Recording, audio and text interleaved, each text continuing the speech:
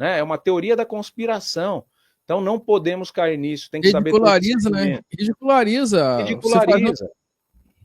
Perde a Você quer colocar esse conteúdo aqui, Thiago? Coloca esse conteúdo porque o que acontece? Estão querendo julgar o Bolsonaro por um crime que ele não cometeu, um crime que ele planejou. Então eu gosto muito de citar o Pavinato, já tive a honra de dividir bancada com ele lá na Revista Oeste, porque além dele ser um jornalista, que não é diplomado, mas é um jornalista de ofício, ele executa o jornalismo e executa com categoria, melhor do que muitos jornalistas que sentaram numa cadeira de universidade, mas ele é um jurista, ele manja demais da legislação. E olha só o que ele fala, ele lembrou de um caso muito emblemático aqui, a gente assiste e depois a gente vem repercutindo, e o Felipe também talvez refaça essa ideia de que o Bolsonaro vai ser preso, porque para mim não vai dar em nada isso aí. Vamos falar da vovó Mafalda. Aí tocava tumbracatumba, tumbatá, tumbracatumbatá. E o Janot reapareceu, né, na discussão dessa polêmica toda do golpe para matar, o plano, o rascunho da minuta do plano de tentativa de golpe para matar. Olha, uma coisa rebuscada. O Lula, o Alckmin e o Alexandre de Moraes. O Janot, ele acabou reaparecendo nessa discussão toda, aliás, muito bem lembrado, muito bem lembrado. Eu gostaria de ter lembrado isso, mas a minha memória falhou, mas o ex-presidente Jair Bolsonaro lembrou-se. Depois da operação da Polícia Federal, que revelou um suposto rascunho de minuta de plano de militares para matar Lula, Alckmin e Alexandre de Moraes, Jair Bolsonaro relembrou a confissão do ex-procurador-geral da República, o PGR, Rodrigo Janot, de que queria matar o ministro Gilmar Mendes do Supremo Tribunal Federal. Ontem, segundo informação do portal Metrópolis, Bolsonaro enviou aos seus contatos no WhatsApp um print de uma notícia de que Janot tinha revelado em seu livro de memórias, que é muito ruim, diga-se de passagem, que chegou a ir armado à sede do STF em Brasília com a intenção de atirar a queima-roupa em Gilmar Mendes. Na obra em questão, o ex-PGR confessou que em 2017 planejou matar o magistrado no plenário do STF e suicidar-se logo na sequência. Além disso, vale lembrar, ao lado disso, meus senhores, vale lembrar também o seguinte, que em março de 2021, não tão distante assim, o jornalista Mário Sérgio Conte, que é colunista do jornal Folha de São Paulo, chegou a propor um golpe militar para derrubar Jair Bolsonaro, citando como exemplo a Operação Valquíria de 1944, que quis assassinar Adolf Hitler. E aí? Não seria um golpe de Estado também? Não deveria ter essa pirocotecnia que estão fazendo, professor Suano? Você entendeu? Então, estão querendo condenar por uma situação que não ocorreu, por um planejamento. Né? Estão querendo condenar o Bolsonaro por atentar contra a democracia, porque ele se reuniu com generais para tentar mudar a Constituição, segundo o que estão falando ali. Estão querendo condenar o Bolsonaro por tentativa de homicídio, porque ele planejou. Eu não estou falando que está certo planejar nada contra ninguém. Mas se está na Constituição que crimes que não aconteceram não podem ser julgados, se um planejamento, tem que mudar a Constituição. Você tem que mudar. Se o cara me ameaçar na rua, vou quebrar tua cara. Você já vai lá e prende ele, não por ameaça. Você prende ele porque ele já quebrou tua cara. É isso que estão querendo fazer com o Bolsonaro. Estão querendo prender ele como se ele já tivesse matado o Alckmin. Quem quer matar o Alckmin? O Alckmin já está morto. O Alckmin já está morto desde o governo do estado aqui. Ele é um picolé de chuchu, é o apelido dele aqui. Né? O Alckmin, ele se juntou ao Lula porque era a única oportunidade que ele tinha na vida de querer vislumbrar ser presidente por um dia. Né? Tem o repórter por um dia do Fantástico. O Alckmin, ele quis ser presidente por um dia. Na ausência do Lula, ele conseguiu. Agora, se não fosse sendo vice do Lula, o Alckmin nunca seria eleito presidente. Ele tinha um teto, ele é que nem o Serra, que nem lá o Ciro, não chega, né? Chega alto ali, mas não passa. Então é isso que está acontecendo. Você quer meu... Agora, isso não muda a minha opinião, cara. Deixa eu te explicar o porquê. Não.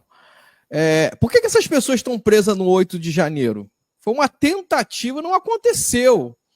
Vamos fazer... Não existiu golpe. Não teve golpe, não teve arma ali. Não teve nada. Foi um protesto. Sim. Tanto é que foi protesto que a pessoa quebrou, vandalismo. Não foi a tentativa de permanecer lá dentro e tomar. Vai tomar como?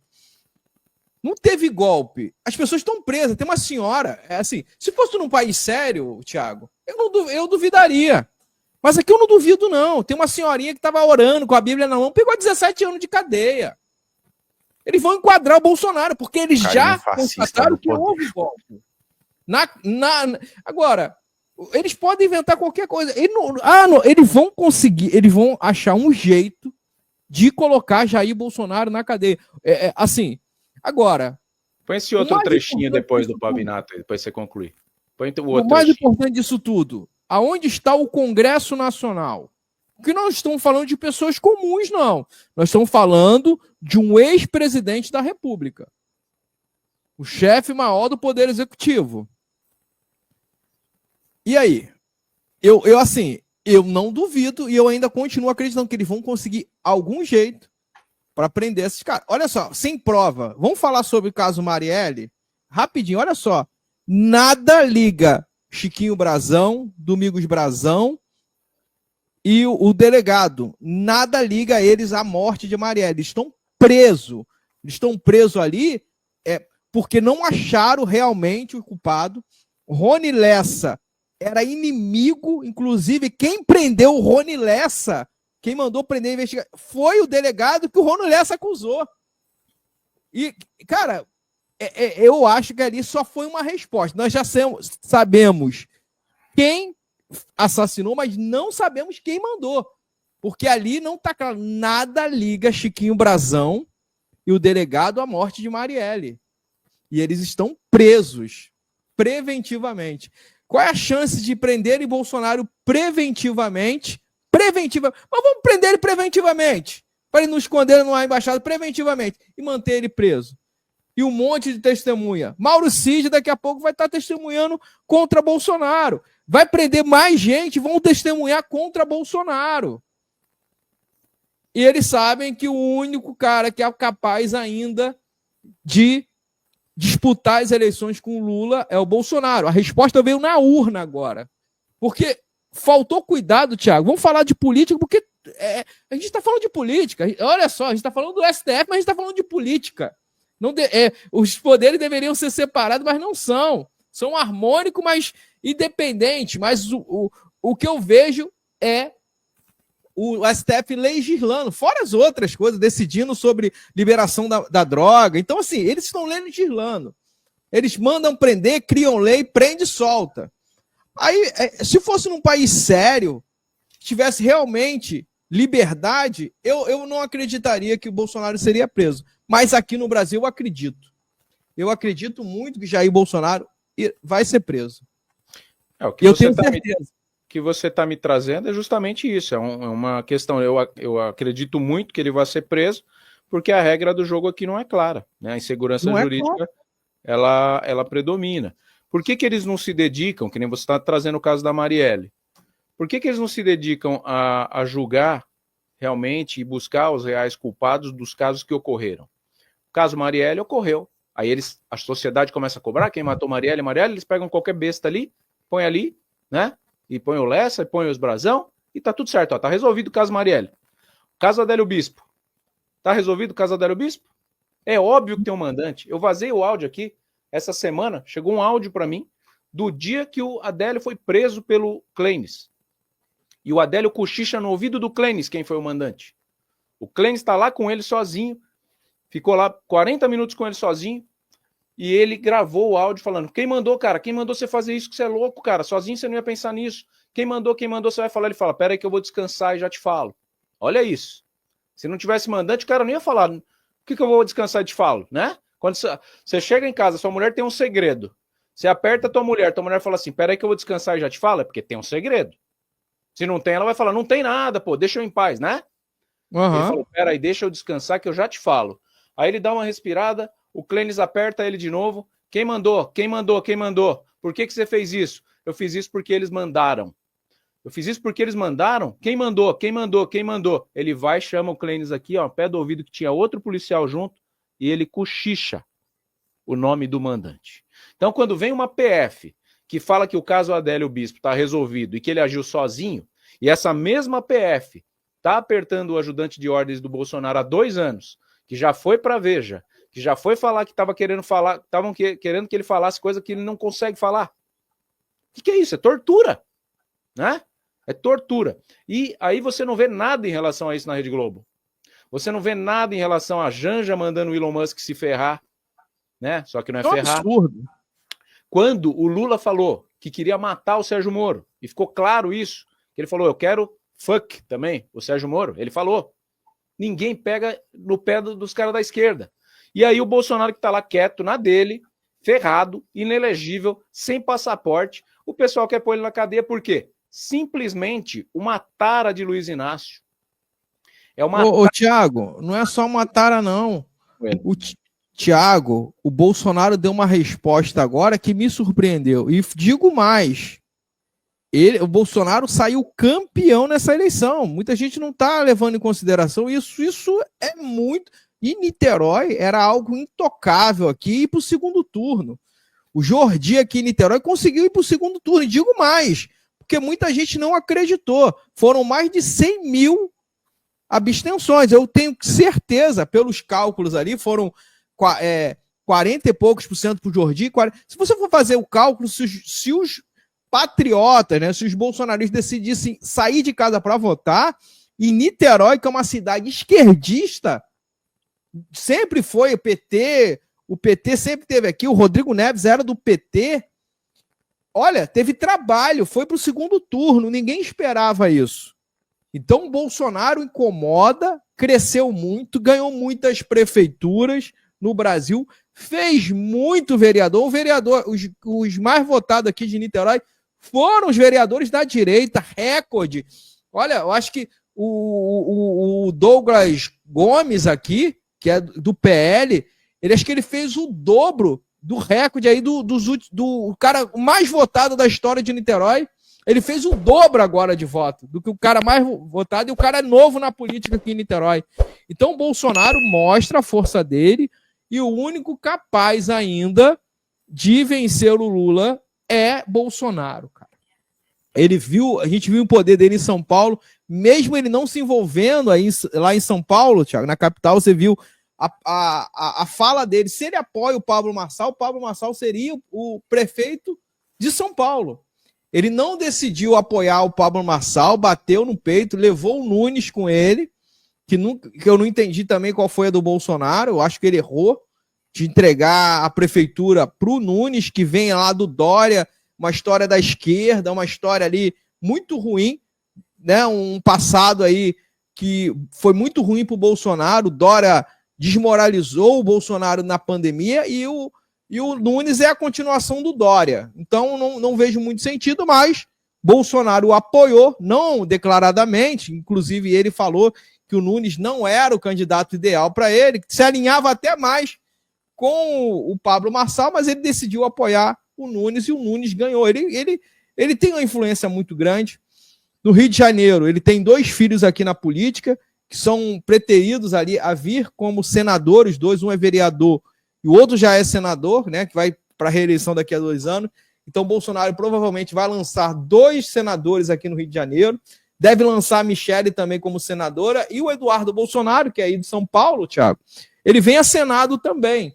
Então, a família Bolsonaro, né, e os Bolsonaros vão ter aí no mínimo 4 da família Bolsonaro no Senado, e o Senado é o lugar mais importante para fortalecer. Eu acho que é o caminho, né, Thiago? Eu acho que, tendo em vista aí uma possível pressão, perseguição, independente da prisão, já existe uma perseguição que está tirando a paz.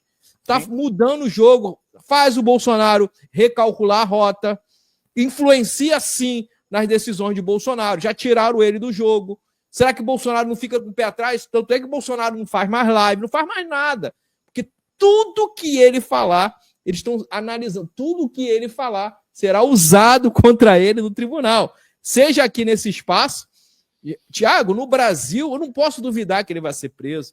No Brasil, o deputado federal fala em tribuna. O cara sobe em tribuna, um deputado federal eleito pelo povo, ele vai responder pela fala dele em tribuna. O que você não vai acreditar que vai acontecer num país desse?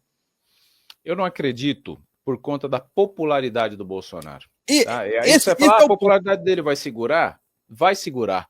Porque a esquerda, e eu já vi isso, eu acompanho os canais de esquerda. Você acompanhar o canal 247, você vai ver muita gente falando, olha, tem que fazer direito, tem que prender, mas tem que prender direito. Mas o que eles vão fazendo? Prender direito é argumentar. Ele vai minando.